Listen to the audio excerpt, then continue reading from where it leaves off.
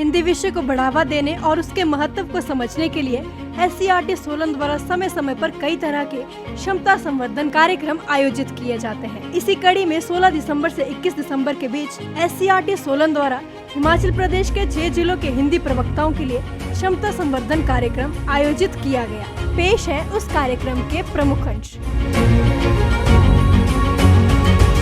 Ladies kitchen में काम करते हुए सुन लेती हैं, ट्रैवल कर रहे हैं आप, स्टीरियो पे रेडियो चलता रहता है। पढ़ते बहुत सारे बच्चे, हम भी बचपन में रेडियो चला के पढ़ते थे, हैं खेत में लोग काम करते हैं हमारे किसान और रेडियो साथ चलता रहता है।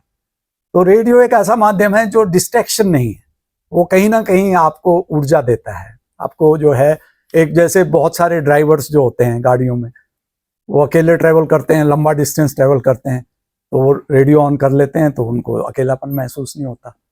तो रेडियो एक ऐसा मीडियम है जो आपको एक जानकारी भी देता है, एंटरटेनमेंट भी देता है, आपको नई नई बातों का पता चलता है। और अभिव्यक्ति, जैसे कि डॉक्टर गोपाल ने बताया था, एक अभिव्यक्ति की भी एक प्लेटफॉर्म है जिस पे हम आगे बात करेंगे। तो अब ये 3 तरह के रेडियो जो हमारे कम्युनिटी रेडियो हैं, उनको लाइसेंस देने में गवर्नमेंट ने बहुत चौकसी बरती, क्योंकि ये एक ऐसा मीडियम है रेडियो कि इसमें कंट्रोल नहीं है। फटाफट न्यूज़, फटाफट जानकारी आगे से आगे जाती है। अगर ये किसी एंटी सोशल एलिमेंट के हाथ में चला जाए, गलत प्रवृत्ति के इंसान के हाथ में चला जाए, तो गलत जानकारियां आगे जाएगी। तो इसलिए प्रेसिडेंट ऑफ इंडिया के बिहाफ पर लाइसेंस मिलता है, और ये लाइसेंस जो है 7 मंत्रालयों का इसमें वो रहता है। Ministry of information and broadcasting जो है वो नोडल डिपार्टमेंट है, जहां से वो मतलब आपको एप्लीकेशन भरनी होती है, ऑनलाइन एप्लीकेशन होती है आजकल, पेपर का वो नहीं। 7 कॉपीज उसकी जाती है, वो अलग अलग मंत्रालयों को जाती है। एक होम डिपार्टमेंट को जाती है।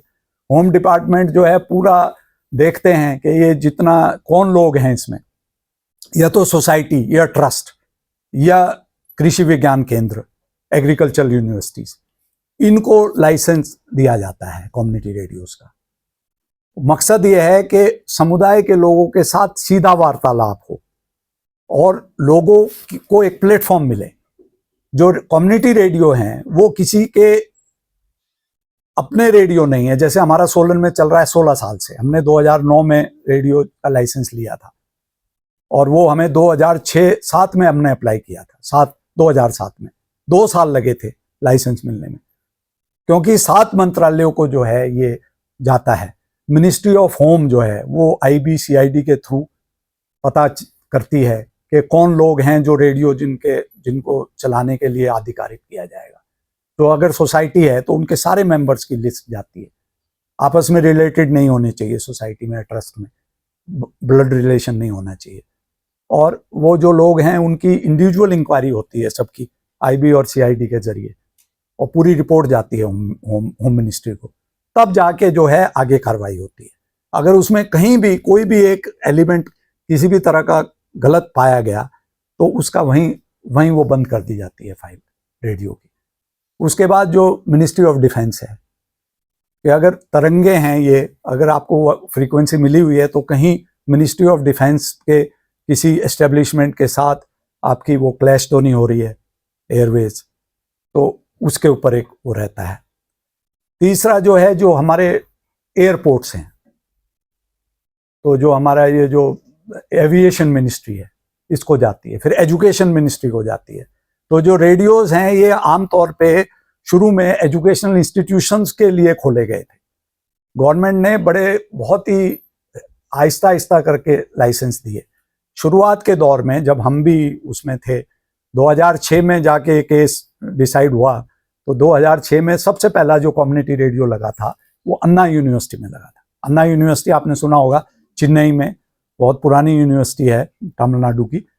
तो वहाँ पर ये रेडियो शुरू हुआ था।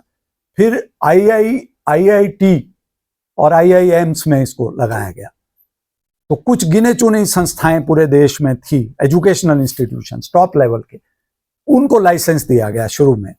और गवर्नमेंट ने देखा कि किस ढंग से रेडियो चल रहे हैं, कौन लोग इनको चला रहे हैं, क्या इसमें जो कंटेंट है ये क्या आ रहा है और इसकी उपयोगिता क्या है।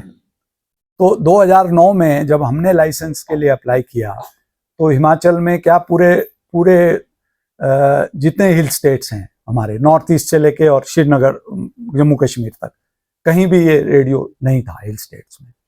तो पहला रेडियो था 2009 में, क्योंकि मीडिया इंस्टीट्यूट मैंने 2003 में शुरू किया था, वॉलंटरी रिटायरमेंट लेके। प्लानिंग कमीशन में मीडिया एडवाइज़र था मैं उस समय पे, वहाँ से मैंने जो है रिटायरमेंट ली थी। और वहाँ से आकर सोलन में अपने फादर के नाम से मैंने ट्रस्ट बनाई, MS पवार फाउंडेशन। जो मुझे रिटायरमेंट का पैसा मिला वो सारा यहाँ लगा दिया, बिल्डिंग बनाई। फिर ये पता नहीं था रेडियो कैसे चलाना है, कैसे क्या करना है, जोश जोश में रेडियो ले लिया, मगर कैसे चलेगा इसका जानकारी नहीं थी। और उस वक्त जो है वो गिने चुने रेडियो थे पूरे देश में। तो हमारा पूरे देश का जो है 43rd रेडियो था, 43rd रेडियो हमारा यहाँ हिमाचल में सोलन में शुरू हुआ था 2009 में। अभी हम 16 साल पूरे कर रहे हैं। तो आहिस्ता आहिस्ता जो है वो पता चला इसके बारे में और फिर ये शुरुआत हुई। आज हमारे हिमाचल में 5 रेडियो हैं जो ऑपरेशनल रेडियो स्टेशन हैं, हमारे 5 हैं। तो एक गुंजन है वहाँ धर्मशाला में, एक हमारा है, एक कुठार एक जगह है शिमला से ऊपर, वहाँ पर एक रेडियो है, एक कुल्लू में शुरू हुआ है अभी, और एक जो है वो कांगड़ा जिले में ही एक और रेडियो, 5वां रेडियो हमारा। और जब मैं प्रेसिडेंट था तो मेरा टारगेट था कि हिमाचल में कम से कम हर जिले में एक रेडियो होना चाहिए, 12 रेडियो होने चाहिए मिनिमम 12 जिलों में। तो मुझे खुशी है कि 12 रेडियो आ रहे हैं, 5 तो चालू हो चुके हैं, बाकी रेडियोस जो हैं वो आहिस्ता आहिस्ता वो शुरू हो रहे हैं। तो 12 से भी ज़्यादा रेडियो साल 2 साल के अंदर हमें मिलेंगे हिमाचल में। और टोटल जो है इस वक्त 525 रेडियोस जो हैं वो थे, अभी और भी ऐड हो रहे हैं। तो करीब 1000 रेडियो जो हैं ये हमारे पूरे देश में आने वाले समय में साल 2 साल के अंदर 2025-26 तक 1000 रेडियो होंगे, कम्युनिटी रेडियो। राजकीय आदर्श विश्व माध्यमिक पाठशाला आम से प्राध्यापक के पद पर कार्यरत हूं। सोमनाथ का नाम शिव भक्त शिव के साथ जोड़ा जाता है।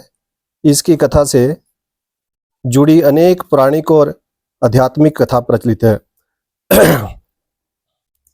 बाबा सोमनाथ 12 ज्योतिर्लिंगों में से एक हैं। ये स्थान गुजरात के सौराष्ट्र क्षेत्र में स्थित है। पौराणिक कथा के अनुसार चंद्रदेव अर्थात चंद्रमा ने शिव की आराधना करके इस ज्योतिर्लिंग की स्थापना की थी।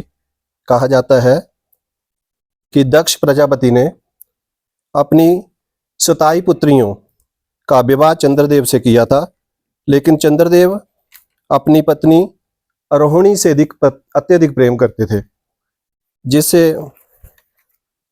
बाकी सभी पुत्रियां जो थी वो हमेशा उनसे तंग रहती थी, दुखी रहती थी, जिसकी वजह से राजा दक्ष से उनकी सभी पुत्रियों ने इस चीज का शिकायत की।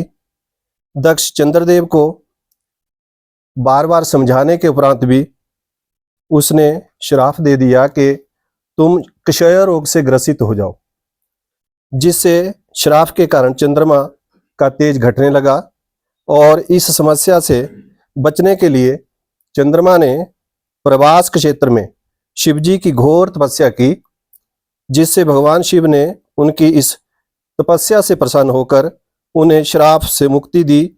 लेकिन उन्होंने ये भी कहा कि आप श्राप मुक्त नहीं होंगे, क्योंकि आपका आकार घटता और बढ़ता रहेगा, जिससे आप सभी जानते हैं कि आकार घटने और बढ़ने का मतलब ये है कि हमारा चंद्रमा जो है वो 15 दिन बढ़ता है और 15 दिन घटता है। माध्यमिक पाठशाला परवाणु, जिला सोलन। आज मैं अपने कुछ चंद पंक्तियां आपको सुनाना चाहती हूँ। अभी बहुत सारे सभी ने बहुत अच्छी अच्छी बातें कही, लेकिन मेरी बहुत ही साधारण सी पंक्तियां हैं। अब नाम लिखवा दिया तो एक बार आप प्लीज़, अगर अच्छी ना लगे तो माफ़ करना। ज़िंदगी के ऊपर मैं कुछ कहना चाहती हूँ। कहीं खुश होकर मुस्कुराती है ज़िंदगी, कहीं खुश होकर मुस्कुराती है ज़िंदगी, तो कहीं मुस्कुराकर गम भुलाना है ज़िंदगी। कभी जीतकर खुशी मनाती है ज़िंदगी, तो कहीं हार कर खुशियाँ मनाना है ज़िंदगी। कहीं संघर्ष है तो कहीं असूलों की पाबंद है ज़िंदगी। कुछ खट्टी कुछ मीठी यादों का अफसाना है ज़िंदगी। रो रो कर खोने के लिए नहीं, रो रो कर खोने के लिए नहीं, मुस्कुराकर जीने का नाम है ज़िंदगी। कहीं ख्वाब है ज़िंदगी तो कहीं टूटे ख्वाबों को फिर सजाना है ज़िंदगी। कहीं बेरंग है ज़िंदगी तो कहीं 7 रंगों का बुनती ताना बाना है ज़िंदगी। रात का सन्नाटा है कहीं तो कहीं माँ की लोरी है ज़िंदगी। कहीं धूप तो कहीं छाँव है ज़िंदगी। कहीं गतिमान तो कहीं पड़ाव है ज़िंदगी। कभी लगता है खुशियाँ बेशुमार है, कभी लगता है खुशियाँ बेशुमार है, तो कभी गमों से बेजार है ज़िंदगी। कहीं दिलों में समाया प्यार है ज़िंदगी तो कभी लगता है रिश्तों में सिर्फ दरार है ज़िंदगी। छोटी छोटी खुशियों से मिलती है ज़िंदगी, छोटी छोटी खुशियों से खिलती है ज़िंदगी। कुछ ख्वाबों और कुछ उम्मीदों से बरकरार है ज़िंदगी। आगे बढ़ने का नाम, आगे बढ़ने का नाम है ज़िंदगी। सपने पूरे करने का हौसला है ज़िंदगी। शौक जिंदा रखिए दोस्तों, शौक जिंदा रखिए दोस्तों, जालिम शन भंगुर है ज़िंदगी। दुख हो या सुख, दुख हो या सुख, खुश रहने का नाम है ज़िंदगी। लगे हाथों दोस्तों, ये याद कर जाना है कि वक्त की खूबसूरत किताब है ज़िंदगी। यह 6 दिवसीय प्रशिक्षण कार्यक्रम मेरे जीवन में एक सुनहरा मोड़ लेकर आया है। इस कार्यक्रम में भाग लेना अपने आप में ही एक अद्भुत व अविस्मरणीय अनुभव रहा है। वैसे तो पहले भी मैंने SCERT में कार्यक्रम में भाग लिया है कई बार, पर इस बार का अनुभव कुछ अनोखा ही है। यहाँ पर पहले दिन से ही इतने महान विद्वान जनों के ज्ञान और अनुभव की जो वर्षा हुई, उसमें भीगकर मेरा सारा व्यक्तित्व सराबोर हो गया, भाव विभोर हो गया। ऐसा प्रतीत हुआ, हर बार ही ऐसा प्रतीत होता है, मानो कितना कुछ जीवन में सीखने को रह गया था, जो हमें अभी सीखने को मिला है, और आगे भी इसी प्रकार के मौके जीवन में आते रहें तो बहुत ही अच्छी बात है। यह कार्यक्रम हमें जहाँ साहित्य, संस्कृति, इतिहास, सृजनशीलता, आधुनिक तकनीक और भी अन्य विषयों को के प्रति और भी अन्य विषयों का हमें ज्ञान करवाता है। ज्ञान की नई नई विचारधाराएं हमें यहाँ पर जानने को मिलती हैं। तो साथ ही साथ विभिन्न संस्कृतियों का संगम स्थल भी है। जैसा कि हम सभी विभिन्न पृष्ठभूमियों से आए हैं, सबकी अपनी भाषा है, सबकी अपनी बोली है, सबका अपना खान पान और वेशभूषा है, पर यहाँ आकर जो है वो सभी मानव एक ही सूत्र में जुड़ जाते हैं, और वो सूत्र है ज्ञान प्राप्ति। तो आशा करती हूँ कि भविष्य में भी ऐसे ही सत्र हमें देखने को मिले, ऐसे ही सत्रों में भाग लेने का अवसर मिले। राजकीय वरिष्ठ माध्यमिक पाठशाला सोहरी से जब हम इन 6 दिनों की ट्रेनिंग के लिए घर से चले सफर सुहाने का सपना लेकर, घर से चले सपन सुहाने का सपना लेकर, रास्ता क्या था टेढ़ी मेढ़ी सड़कें, टेढ़ी मेढ़ी सड़कें सरपों की तरह, मोड़ ऐसे आ रहे थे चकमा देकर, मोड़ ऐसे आ रहे थे चकमा देकर, सिर चकरा गया। हंसते बतियाते मैं बोली हम सफर से, रो भी पड़ी थी वैसे तो, मुझे घर वापस ले चलो। हंसते बतियाते मैं बोली हम सफर से, मुझे वापस ले चलो, मेरा मन नहीं लगेगा इधर, जब ये रास्ता इधर ऐसा है तो पता नहीं कैसा होगा SCERT। लेकिन हम सफर मेरे पहुंचे SCERT सोलन में, मेरा लाव लश्कर लेकर, और हुआ सामना हमारा पहला ही हमारे कोऑर्डिनेटर डॉक्टर गोपाल जी से। आप ही मिले थे सबसे पहले, हुआ सामना हमारा सबसे पहले हमारे कोऑर्डिनेटर जी से। हॉस्टल में पहुंचे, मिले अपने 40 साथियों से, उन्ना से मिली 2 बहनें अंजू और मीना, और रखती है मेरा ख्याल बड़ी बहन बनकर। आज तक तो ज्ञान की गंगा में 4 दिन बीते डुबकियां लगाकर, लेकिन तीसरे चौथे दिन थोड़ा सा हो गए स्वास्थ्य को लेकर परेशान। 5वां छठा दिन कैसा होगा ये है रहस्य, लेकिन ये तय है बंधुओं, यहाँ से जाएंगे लेके ज्ञान का भंडार, और ले जाएंगे मन में खुशियां भर के अपार, जो मन को हमेशा गुदगुदाएंगी और जिंदगी को रखेंगी हमेशा खुशियों से सरोबार। एससीईआरटी ने और सामुदायिक रेडियो के संचालक डॉक्टर पंवर जी ने, अनिल जी ने आज ये जो मंच हमें दिया है, इस मंच ने हमें ऊंचाइयों तक पहुंचा दिया है। ज्यादा मैं बोलता हुआ 2 पंक्तियां और आपके समक्ष बोलना चाहता हूं। लगियां ने मौजा सदा लाई रखी सोनिया, चंगे हाँ जमंदे निभाई रखी सोनिया, निभाई रखी सोनिया। है। प्रेम की प्यासी आत्मा को उस ईश्वर की तलाश है। मानव का अक्स जिससे शुरू उसी पे होता समाप्त है। सभी दुखों से मुक्ति पाकर वहीं पे मिलता परमानंद है। विज्ञान भी न बुझ पाया है जिसको, यही वो गूढ़ रहस्य है। सूरज का उगना, रात का ढलना, शायद उसी का अंश है। न समझा मानव माया को उसकी, कैसे उपजा ब्रह्मांड है। जिस तरह माला में मोती ईश्वर में गुथा संसार है। तिनका तिनका ब्रह्मांड बनाया, प्राकृतिक सौंदर्य से फिर उसे सजाया। कहीं चींटी तो कहीं हाथी सा विशाल जीव बनाया। सुख दिया तो दुख को सहना सिखाया। बड़े हम आगे इस काबिल बनाया, पर मानव खुद को जो भी समझ ले फिर भी बड़ा करतार है। हम तो केवल कठपुतलियां, वह सबसे बड़ा सूत्रधार है। करता धरता होते हुए जो स्वयं शून्य में विद्यमान है। कण कण में है वास जिसका, उसी का नाम भगवान है।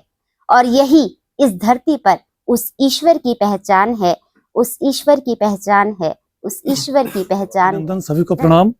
मैं सुरेंद्र पुंडीर, हिंदी प्रवक्ता, राजकीय वरिष्ठ माध्यमिक विद्यालय राजगढ़ में कार्यरत हूँ। जिला सिरमौर में ये पड़ता है। पारंपरिक गीत है, साधु गीत, कि हमें ठोड़ी दी आई बिछया दियो मेरी माए, कि हम जो हैं ठोड़ से आए हैं और हमें जो है मेरी माता में भिक्षा दो।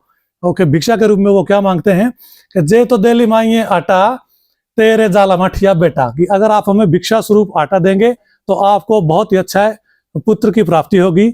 जे तो देली माइए घियो तेरे जाले मठिए दियो, और अगर आप हमें जो है भिक्षा स्वरूप घी का दान करेंगे तो आपको जो है बहुत ही सुंदर पुत्री प्राप्त होगी, पुत्री जो है वो प्राप्त होगी। तो इस तरह से वो जो है गीत गाते थे। कि गांव से होने वाली जो पलायनवादिता है शहरों की ओर, उससे हमारा आज का जो बच्चा है वो लोक प्रचलित गाथाओं से, लोक प्रचलित कथाओं से वो अछूता रह रहा है। और उसी में से एक मैंने जो विषय लिया है वो है पहाड़ी लोकोक्तियां, क्योंकि आप तो सारे विशेषज्ञ हैं और हिंदी में आपने उन लोकोक्तियों को हिंदी में जरूर पढ़ा है, लेकिन मेरे दादाजी अक्सर इनका प्रयोग करते थे, तो मैं अपने दादाजी की उन लोकोक्तियों को आपके सामने रखूंगा। लेकिन उसका हिंदी अर्थ जब आप जानेंगे तो आपको महसूस होगा कि हमारे जो अशिक्षित थे बुजुर्ग, जिन्हें ज्ञान नहीं था, जिन्होंने किसी पाठशाला का दरवाजा नहीं देखा था, वो किस तरह से लोकोक्ति को गढ़ते थे। तो मैं कुछ लोकोक्तियां आपके समक्ष रखूंगा। इसमें मैं पहली लोकोक्ति आपके समक्ष रख रहा हूं कि नाको दे छिणकू और कानो पांदे ठिणकू। ये लोकोक्ति है और इसका अर्थ मैं आपको बताना चाहूंगा कि एक बुरा आदमी बुरा ही काम करता है। देखिए कितने तरीके से गढ़ी गई लोकोक्ति है। दूसरी लोकोक्ति मैं आपके सामने रखूंगा, शावणे मुई शाशु और शाड़ो आए आशु। एक ऐसा हादसा हमारे जीवन में जब कभी होता है जिसका दर्द हमें बहुत देर बाद महसूस होता है, इसका ये अर्थ है। बहुत अर्थपूर्ण जो है लोकोक्ति हमारी थी। एक और लोकोक्ति आपके सामने रख रहा हूं, और जब मैं यहाँ से पहाड़ी में इसको बोलूंगा तो आपको लगेगा कि पता नहीं क्या है। जब हिंदी अर्थ आपको बताऊंगा तो आपको लग जाएगा कि हमने हिंदी में जरूर इसको पढ़ा है। आंधा अटला आंडा, जब मूड लागला पांडा।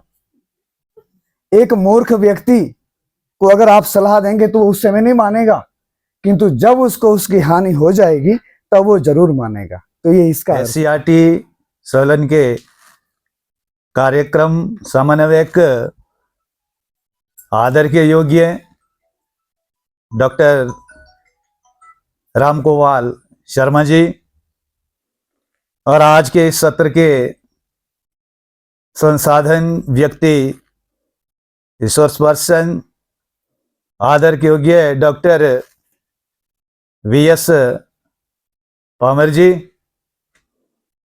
हम पिछले 4 दिनों से इस SCRT के सभागार में हिंदी विषय से संबंधित भिन्न भिन्न पक्षों के संदर्भ में, हिंदी विषय के आयामों के बारे में, हिंदी विषय की विधाओं के बारे में जो है भिन्न भिन्न संसाधन व्यक्तियों से जो है ज्ञान अर्जित कर रहे हैं। जो भी छात्र हमारी हिंदी भाषा से जो लगाव रखें, हिंदी का वो प्रचार करे, प्रसार करे, हिंदी का अध्ययन करें, क्योंकि हिंदी हमारी राष्ट्रभाषा है, हमारी राजभाषा है और इस भाषा पर जो है हमें गौरव होना चाहिए, क्योंकि इस भाषा में हमारी सभ्यता की, हमारी संस्कृति की, हमारी स्वतंत्रता की जो है जड़ें हैं। अगर हमारी भाषा हिंदी जो है जीवित रहेगी तभी हमारी सभ्यता, संस्कृति, देश, हमारा प्रदेश, हम सभी जो है जीवित रहेंगे। आए नी मेरिए शिमले नी बसना, कसोली नी बसना, चंबे जाना जरूर।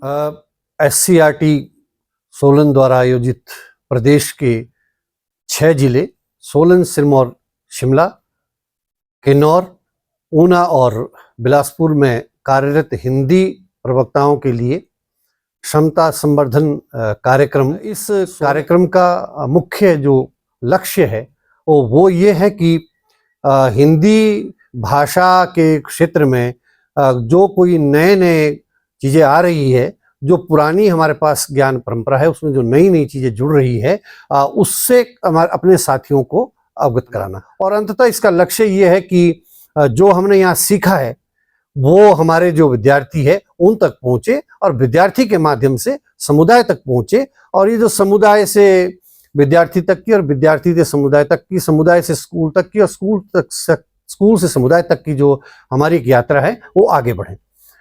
इसमें हमने काफ़ी प्रयास किया है कि विभिन्न क्षेत्रों के जो विशेषज्ञ हैं वो यहाँ आए। इसमें सृजन के क्षेत्र से भी जो बड़े बड़े लेखक हैं वो भी यहाँ शामिल हुए, जिनमें बड़े नाम अशोक गौतम जी का है, बड़ा नाम डॉक्टर ओम प्रकाश शर्मा जी का है, बड़ा नाम डॉक्टर प्रेमलाल गौतम जी का है। और तकनीक का आज का दौर है आज, और हमारी भाषा में तकनीक का क्या महत्व है, जिससे हम अपना जो बनाते हैं, कुछ पढ़ाते हैं, वो अच्छी तरह से विद्यार्थियों के बीच में जा सके। उसके लिए भी हमने यहाँ बहुत अच्छे विशेषज्ञ जो इस क्षेत्र के हैं उन्हें यहाँ बुलाया था। मनीष तोमर जी हैं, वो उन्होंने काफ़ी हमें बताया कि कैसे भाषा को हम तकनीक के माध्यम से और प्रभावी बना सकते हैं, और जो हम सृजित करते हैं, जो हम रचते हैं या हम अपनी पाठ की योजना बनाते हैं, उसको हम कैसे आकर्षक रूप से तैयार करके इन संसाधनों के माध्यम से वो विद्यार्थियों को अच्छी तरह से पढ़ा सकते, करा सकते हैं। उसके बाद हमने आज भी जो सबसे सशक्त माध्यम है, जो मेरे बड़े दिल के करीब है, और मेरा ये हमेशा से आग्रह रहा है कि जो हमारी सूचनाओं का और ज्ञान को प्रचारित करने का जो बहुत ही दिल के नज़दीक का माध्यम है वो है रेडियो। तो आज हमने डॉक्टर पंवार जी से विशेष आग्रह किया था कि आप हमें रेडियो पर हमारे साथ वार्ता करें और हमारे जो साथी हैं वो भी यहाँ अपनी कुछ बातें कहेंगे। तो आज ये बहुत ही अच्छा रहा, भाषा के लिए ये बहुत ही एक प्रभाव उत्पादक है और लाभप्रद है। अभी हमने देखा कि जो कल से लेकर के बिल्कुल गुमसुम थे, कोई बोलने के लिए तैयार नहीं था, अभी सभी लोगों ने बहुत ही बेहतरीन यहाँ पर बोला और बेहतरीन जो है अपनी रचनाओं को प्रस्तुत किया, बेहतरीन तरह से अपनी भाव को प्रस्तुत किया। और यही हमारा प्रयास भी है कि हम अभिव्यक्ति कैसे हो सकती है प्रभावी, वो उसको सीखें। तो ये मैं आभार भी प्रकट करूंगा अपनी जो प्राचार्य महोदया है हमारी प्रोफेसर रजनी सांख्यान जी का, और हमारे जो शिक्षा सचिव है, हमारे जो एसपीडी सर है, डायरेक्टर हायर एजुकेशन है, कि उन्होंने इस तरह का एक वातावरण निर्मित करने का हमें जो एक स्वतंत्र मैंडेट दिया है। हिंदी के जो विषय हैं, खास करके हिंदी के विद्यार्थी को हम कैसे रोजगार उन्मुखता की तरफ ले जा सकते हैं हिंदी के माध्यम से, उस पर हमने विशेष चर्चा की है। मैं बहुत बहुत आभार प्रकट करता हूँ 90.4 FM रेडियो का, जिन्होंने हमें इतना बड़ा मंच दिया। हमारे जो साथी प्रवक्ता बंधु आए थे उनको अपनी अभिव्यक्ति करने का मंच दिया। मैं एक बार पुनः पवार जी का और सभी का बहुत बहुत आभार प्रकट करता हूँ।